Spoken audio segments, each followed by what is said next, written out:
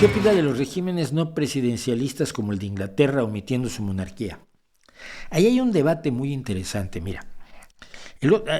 Hablando precisamente de lo de Castillo ayer con alguien en Twitter,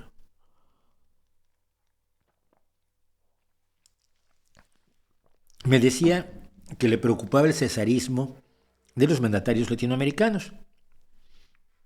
Yo no sé si sea en todos los casos, en México sí todos los mandatarios, o una gran cantidad de mandatarios de pronto se han sentido que son la última Coca-Cola en el desierto y que tienen que ser secretarios de la ONU, secretarios de la Organización Mundial del Comercio, o papas, o algo por el estilo.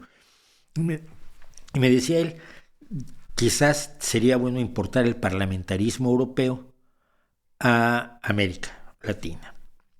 Y yo que estoy viviendo en España desde hace 23 años, estoy del parlamentarismo hasta el mismísimo moño. Y me encantaría que hubiera regímenes presidencialistas en Europa y concretamente en España. ¿Qué es lo que pasa?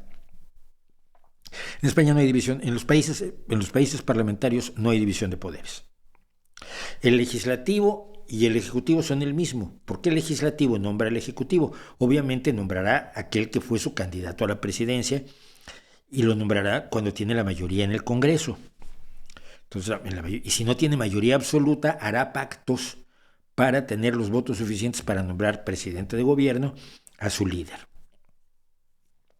Problemas. Esto le da un enorme poder a los partidos muy minoritarios, como son en España, Esquerra Republicana de Cataluña, Podemos, que es minoritario, pero ahora va a ser mucho más minoritario. Pero el ejemplo clásico es Israel. En Israel, partidos con 1 o 2 diputados, partidos ultra religiosos, ultra ortodoxos, racistas, que creen realmente en que cuando se instale el gran Israel y los judíos ocupen todo lo que era, los judíos en el sentido religioso, que los judíos ocupen todo lo que fue el gran Israel bíblico, entonces regresará el Mesías. Será la llegada del Mesías. Esto es lo que creen realmente. Y cuidado, muchos políticos lo creen en Estados Unidos. Y con 1 o 2 diputados que le garanticen la mayoría absoluta al primer ministro, esos 2 diputados pueden hacer muchísimas cosas y poner reglas tremendas, influir de manera excesiva,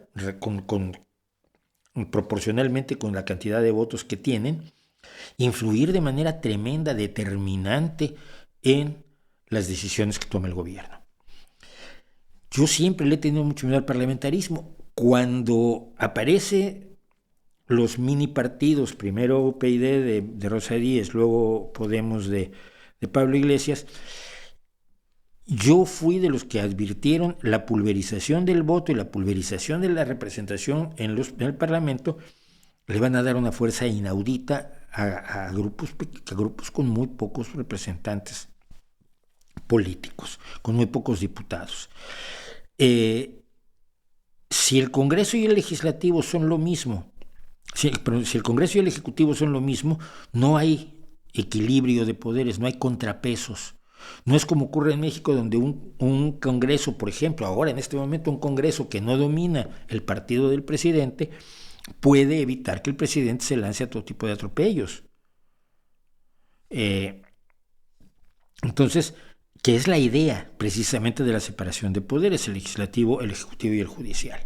El judicial es un problema porque en cada país se nombra de distinta manera a los jueces y en todos hay desacuerdo.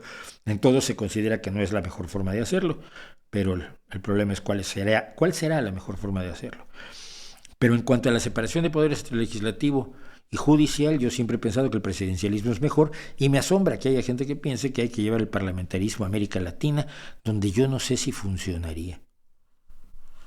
Si no me gusta cómo funciona aquí, porque es lo que permite la llegada además de algunas personas absolutamente siniestras al poder, incluso que pierden las elecciones, pero que pueden concitar suficientes apoyos entre los mini partidos para alzarse con el poder durante 4 años. Eso sí, los términos presidenciales, las legislaturas aquí en Europa son de 4 o 5 años. No sé en qué otro lugar del mundo exista la locura bárbara, criminal, que es el régimen de 6 años, el mandato de 6 años de México. que curiosamente hizo Lázaro Cárdenas, eh, pero lo hizo porque él necesitaba más tiempo para hacer realidad sus obras, pero claro, la ley quedó y hemos tenido entonces 6 años de cada bestia brutal: López Portillo, Díaz Ordaz, Salinas, Fox, Calderón, Peña Nieto, López Obrador. Es lamentable.